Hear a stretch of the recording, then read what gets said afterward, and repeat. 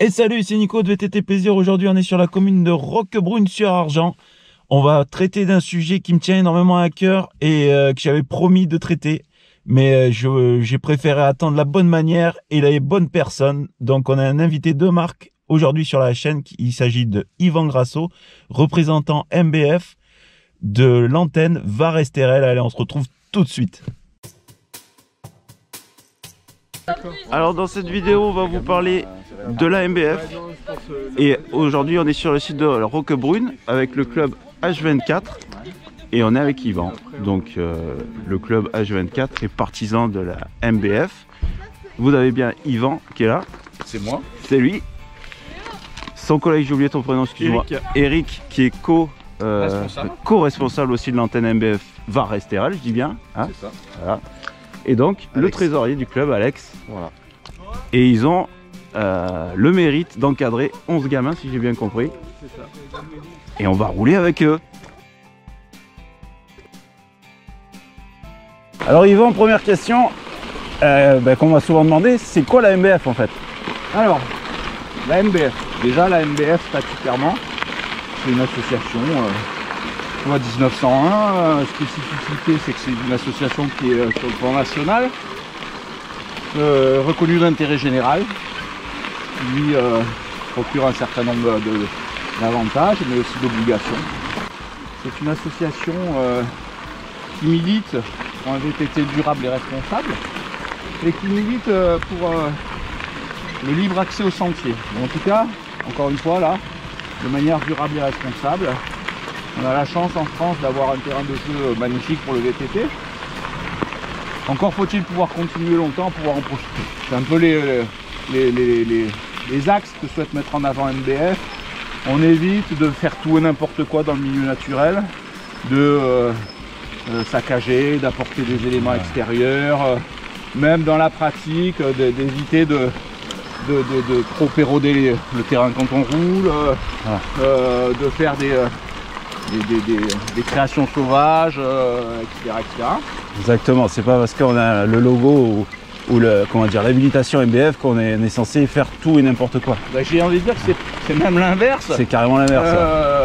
Être adhérent MBF ou bénévole MBF ou sensible aux valeurs MBF, c'est entre guillemets une responsabilité de s'engager à être dans cette pratique durable et responsable du VTT. On va en profiter effectivement pour remercier Eric, mais tu peux peut-être dire en deux mots pourquoi finalement tu es co-responsable de l'antenne, toi?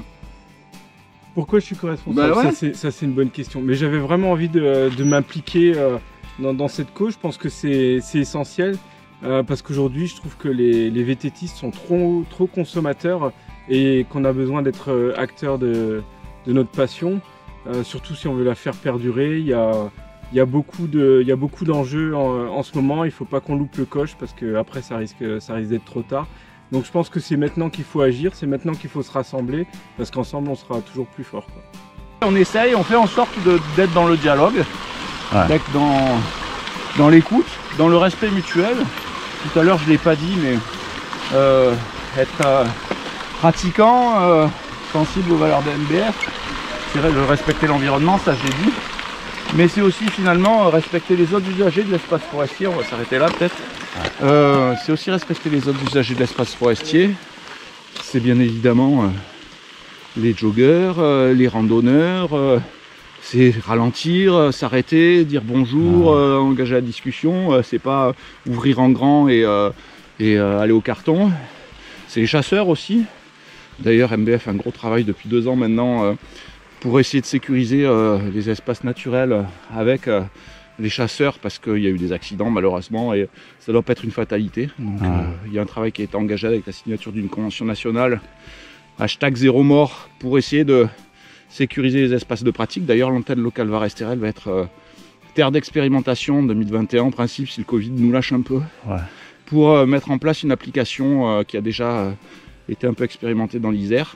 Une application pour géolocaliser les battues et que les chasseurs puissent aussi savoir quand il y a des VTTistes ou d'autres usagers qui intègrent des zones de battues pour éviter effectivement qu'on se retrouve en danger. Voilà, parce que c'est ça la première des choses. Alex qui est aussi, donc on le disait tout à l'heure, trésorier de H24 Vélo, qui est membre. On va en profiter du coup pour parler des clubs membres.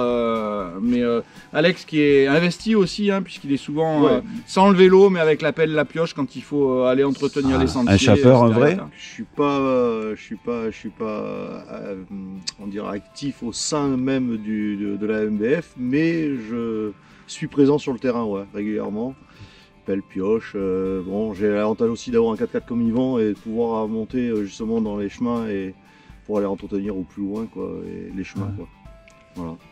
Mais oui, forcément, oui, il faut continuer à agir et être présent et montrer qu'on est acteur et pas seulement consommateur. C'est une chose qui m'a été beaucoup reprochée, moi. Et à juste titre d'ailleurs, c'est vrai que j'ai fait découvrir beaucoup de créations, mais je me suis jamais impliqué. Après, il n'y a pas une manière de s'impliquer, c'est ce que je disais tout à l'heure, hein, de communiquer, c'est aussi une manière de s'impliquer. Oui, c'est aussi une manière. Donc il n'y a pas de complexe à avoir, on le fait chacun en fonction de notre... Le but, c'est aussi de donner une autre image du VTT aux autres consommateurs des espaces naturels, comme les randonneurs ou autres, et montrer que oui, en plus de faire du vélo, on est là, ils nous voient quand on travaille et qu'on entretient, et ils se disent, bon, voilà, ça c'est des gens responsables, et c'est ça, et on cherche à donner notre image. Quoi. Une présence, ils voient que vous êtes acteur. Et... Donc il y a un certain respect qui se crée, quoi. Oui, oui. Mais bon, après c'est toujours pareil, dans toutes les pratiques, il y a aussi des gens qui sont intolérants et malheureusement il y a des brebis galeuses un peu partout. Ça malheureusement, Et ça cause aussi du tort, beaucoup plus que chez les VTTistes aussi. Oui, chez les VTTistes aussi, il y en a, exactement. Tout à fait. Allez, une autre question qui revient aussi, maintenant, on est inscrit, on est membre de la MBF, comment se rendre utile? Alors, comment se rendre utile? Il y a mille et une façons de se rendre utile. La première, tout simplement, c'est en adoptant un comportement finalement qui va être respectueux vis-à-vis de l'environnement et vis-à-vis des autres usagers. Donc vis-à-vis de l'environnement, c'est effectivement éviter d'avoir trop d'impact, de ne pas faire des coupes sauvages, de ne pas faire tout n'importe quoi dans les bois, amener des palettes parce que ça n'a rien à y faire. C'est en lien avec les autres usagers, bien évidemment, d'être respectueux, d'être vigilant. Le fait qu'il y ait des pistes, des chemins, ça donne pas droit à pas faire attention aux autres. Ce sont la plupart du temps, et c'est ce qu'on prône à MBF, d'avoir des pistes partagées, parce que rien ne serait pire que d'avoir des pistes dédiées. À force, on sera amené à tourner en rond dans un bocal, quoi. Et c'est vraiment pas ce qu'on veut. C'est parfois d'ailleurs ce qui... que certains gestionnaires voudraient vers où certains gestionnaires voudraient nous amener. C'est déjà le cas dans certains pays, je crois, non? C'est déjà le cas dans certains pays, bien évidemment, notamment aux États-Unis, mais pas que. Canada, non? Le Canada, c'est très limité. Canada. Voilà. Donc après, comment on peut se rendre utile? Donc effectivement, en étant vigilant, en étant respectueux, courtois, en ralentissant quand il y a du monde, en laissant passer. Le VTT n'est pas prioritaire, hein, ni par rapport aux piétons, ni par rapport aux chevaux.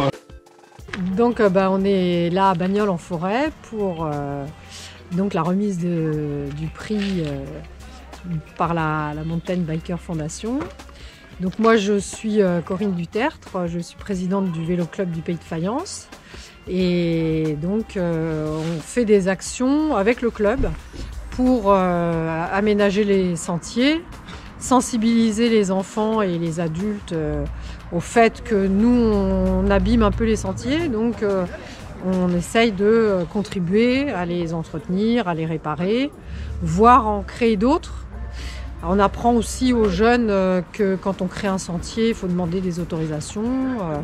On ne fait pas comme ça comme on veut, qu'il y a des propriétaires. Et donc on a fait des actions ici parce qu'on fait aussi avec le Vélo Club du Pays de Fayence, notre club, on fait une randonnée qui s'appelle la Pichot Bike. Bien. Et on a donc fait deux interventions où on amène les jeunes et on passe toute la journée. Donc le matin on entretient le sentier. Le midi, on pique-nique et l'après-midi, on roule tous ensemble sur les sentiers. Donc c'est très sympa, les jeunes ils adorent. Et on leur apprend aussi les techniques pour débroussailler, pour faire les murs, refaire le sentier, drainer l'eau, enfin... Ah ouais, c'est complet quoi. Voilà, ah ouais, comme bien. ça, on se dit aussi, eux, quand ils seront plus grands, ils pourront aussi faire la même chose, quoi. Et transmettre la bonne parole, on va dire ça comme ça. Voilà. Alors, pour continuer sur effectivement qu'est-ce qu'on peut faire quand on veut se rendre utile auprès de MBF, on parlait déjà d'avoir une attitude respectueuse. On peut aussi prendre sa carte d'adhérent, hein. C'est pas obligatoire, mais ça peut permettre aussi à l'association de fonctionner, de payer ses salariés, en sachant que... C'est la question que je voulais te poser, à quoi ça sert de financer une adhésion? On a 2 salariés au niveau d'MBF France, c'est pas beaucoup. Il y a un petit budget. Si on veut engager des actions pour accéder au sentier, parce qu'on estime qu'il y a des droits qui ne sont pas respectés, et il faut aussi avoir un petit peu de trésorerie pour rester en justice. C'est aussi faire un certain nombre d'aménagements, acheter du matériel. Voilà, c'est tout un tas de choses comme ça. Donc adhérer, c'est aussi permettre à l'association d'exister, tout simplement. On est essentiellement des bénévoles, mais il y a quand même 2 salariés. Ces salariés, il faut les payer. Et si on veut avoir une certaine indépendance, on évite d'avoir trop de subventions publiques et on préfère s'appuyer sur les dons des adhérents pour pouvoir faire fonctionner l'association. Alors ça, c'est la partie adhésion. Après, c'est s'engager bénévolement à faire des choses, à faire de l'entretien de sentier de manière légale, bien évidemment. Ça veut dire s'assurer que le propriétaire, que le gestionnaire est bien d'accord, la collectivité à qui appartient la forêt. Alors maintenant, Yvan, les actions que vous menez ou que vous souhaitez mener? Alors, au niveau MBF, il y a un certain nombre d'actions qui sont portées par l'association et qui sont relayées par les antennes ou par les relais. On travaille, tout à l'heure je l'ai dit, sur l'action #0mort pour sécuriser les espaces de pratique, notamment avec les chasseurs. Donc il y a eu pas mal d'avancées. On va être terre d'expérimentation pour une application Landshare pour essayer de géolocaliser les battues et s'assurer qu'on ne se met pas en danger, parce que c'est ça aussi, et sécuriser aussi les chasseurs de savoir qu'il n'y a personne dans leur secteur. Donc on va expérimenter ça sur le Var cette année au niveau d'MBF, mais ça a déjà été fait sur le département de l'Isère avec un franc succès. Au niveau national, on est en train de mettre en place aussi une action qui s'appelle Endurable. L'idée, c'est effectivement d'amener un certain nombre de pratiquants qui pratiquent notamment l'enduro à être aussi dans une démarche respectueuse des usagers, de l'environnement, un peu comme ça s'est fait avec la DH il y a un certain nombre d'années maintenant. Quels sont les codes, quels sont les éléments de sécurité, quelles sont les attitudes à avoir pour faire ça en respect de l'ensemble des éléments que je disais tout à l'heure. C'est bien évidemment chaque année la participation au challenge européen Take Care of Your Try. Tu le dis bien. T'as vu comme je le dis bien, je suis anglophone de naissance, c'est pour ça. C'est en gros participer à l'entretien des chantiers sous la forme d'un challenge européen qui a lieu chaque année. C'est porté au niveau français par MBF. Donc MBF mobilise ses adhérents, ses clubs affiliés, ses bénévoles pour organiser ces chantiers-là. Cette année, on n'a pas réussi à gravir la couronne, mais c'était une année un peu particulière. On l'avait eu en 2019.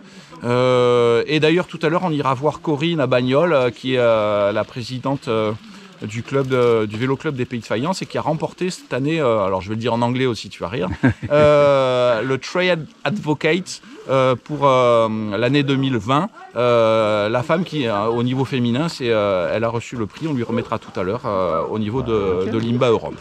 Donc elle a réussi à mobiliser une communauté de VTT sur son vélo club, à faire un certain nombre d'actions, etc. Enfin, elle en parlera, elle. Allez, maintenant on va parler un peu des clubs membres de la MBF. Alors, les clubs membres de la MBF, effectivement, tout club, association, groupe, à partir du moment où il a une existence un peu légale, qui soit affilié FFC, FFV, FFGT, etc., ces clubs peuvent très bien prendre une adhésion MBF. Ça coûte 50 € par club à l'année, donc c'est pas ça qui va gréver le budget des clubs quand on connaît le prix des adhésions FFC aux fédérations. Et je fais aucun jugement quand je dis ça. Après, dans l'idée, c'est pas le tout de prendre une adhésion, même si c'est important, mais c'est comment on va faire vivre les valeurs MBF au sein des clubs, finalement. Et ça, il n'y a pas, encore une fois, je le disais pour les pratiquants, pour les clubs c'est pareil, il n'y a pas une formule dédiée. Ça peut être d'organiser un chantier une fois par an, avec les demandes d'autorisation qui vont avec, bien évidemment. Ça peut être de mettre en place une école VTT, comme on l'a vu avec H24 tout à l'heure, et régulièrement, au lieu de faire la session VTT, c'est faire une session d'entretien des chemins, par exemple. C'est parler, effectivement, véhiculer les valeurs MBF quand on croise un groupe de randonneurs, quand on voit une battue, on dévie, etc. C'est inculquer aussi à nos jeunes, pas que de faire du vélo, mais aussi comment on fait du vélo dans cet espace naturel. Une petite affaire un peu indiscrète dans le petit monde de YouTube sur la législation belge avec Jeff de Un Mec Normal. Est-ce que tu as un avis sur le sujet? Alors, je me garderais bien d'avoir un avis très affirmé parce que je connais peu la situation belge, hein, mais de manière assez anecdotique, je vais dire que la législation est différente, bien évidemment, d'un pays à l'autre. Et j'ai cru comprendre qu'en Belgique, on n'avait pas le droit de rouler, sauf quand c'était autorisé. Alors qu'en France, on a le droit de rouler, sauf quand c'est interdit. Au même titre que le VTT AE, on en discutait tout à l'heure. Ouais. Certains nous disent oui, ça dégrade plus, il y a des hordes de VTT AE, ils vont envahir les forêts, les montagnes. Bon, très souvent, les gens qui parlent de ça, ils connaissent pas trop leur sujet. Quand ils nous avancent le poids, moi ça me fait toujours un petit peu rire parce que est-ce que les VTTistes musculaires, on les pèse avant qu'ils puissent aller en forêt? Est-ce que celui qui fait 15 kg de plus que l'autre, il n'a pas le droit d'y aller? Ce qui est à peu près la différence de poids d'un VTT AE par rapport à un VTT classique, et encore c'est plutôt 10. Ouais. Donc enfin voilà, tout ça c'est ça baisse de plus on peut le prendre sur le ton de la plaisanterie. Moi ça me fait pas toujours rire oui, c'est un grand débat, et d'ailleurs petit litige moi avec les défenseurs des VAE qui croient que je suis anti-VAE, mais on n'est pas, je crois qu'on est tous dans le même bateau. Oui, VTT voilà, musculaire. Même combat quoi. Même combat. Ce sont des cycles, chacun vit sa passion comme il en a envie à partir du moment où on respecte l'autre, et c'est le credo de toute manière de MBF dans son ensemble. Donc, alors on va pas vous prendre beaucoup de temps, mais ça fait un moment que Corinne elle attend que je vienne lui remettre son prix. En introduction, effectivement, le Vélo Club des Pays de Fayence a adhéré à la Mountain Biker Foundation l'année dernière, je crois, ou il y a 2 ans, 1 an et demi. Même il y a 5 ans, à la création du club. Ah ben il y a 5 ans. Et effectivement, on s'est rapproché l'année dernière, et puis il y a eu des actions qui ont été mises en place. L'action du club a été récompensée au travers de la candidature de Corinne au niveau européen, puisqu'elle a reçu, alors je vais le dire en anglais, vous rigolez pas trop, le Trail Advocate of the Year pour la représentation féminine. Donc j'ai été chargé en tant que représentant MBF pour l'antenne locale Var-Estérel et membre du conseil d'administration, de venir lui remettre son prix qui est offert par Limba pour tout le travail qu'elle fait, mais que vous faites tous pour le fait de porter les valeurs d'MBF au quotidien, au travers du club, d'apprendre aux enfants effectivement à respecter l'environnement dans lequel ils évoluent en pratiquant. Donc ça fait 2 mois que j'ai le prix, elle l'attendait, la veste, donc je te remets officiellement effectivement le trophée. Merci. On peut l'applaudir. Ouais. Merci à la MBF et à IMBA et pour leur action. Et puis ça nous a motivés aussi de concourir pour le prix, d'essayer de rassembler le plus possible de candidats pour l'entretien du sentier, parce qu'on a aussi postulé pour le concours de la plus grande communauté, je crois, pour voilà, de l'action. Et c'est un chemin de la Tarentaise qui a gagné, donc c'est encore en France. Hein. Ouais, tout à fait. Donc voilà, mais on était aussi nombreux que... On était 26, et, comme dans la Tarentaise, donc voilà, peut-être l'année prochaine on gagnera... Ouais, on va essayer de remettre ça. Alors, cette veste. Déjà tout orange, alors là on va devoir tout orange. On a pas déjà tout orange. Corinne, déjà qu'on le voit tout le temps, alors là, on verra toujours. Et voilà les amis, j'espère que cette vidéo vous a plu. C'était un sujet qui me tenait énormément à cœur. Je vous avais déjà fait des vidéos au sujet de la MBF. On en avait fait une avec Lolo au sujet d'une réalisation sur le Fenouillet à la Crau, dans le Var. Et je vous avais fait aussi une vidéo sur les brigades vertes lors de l'organisation du Rock d'Azur.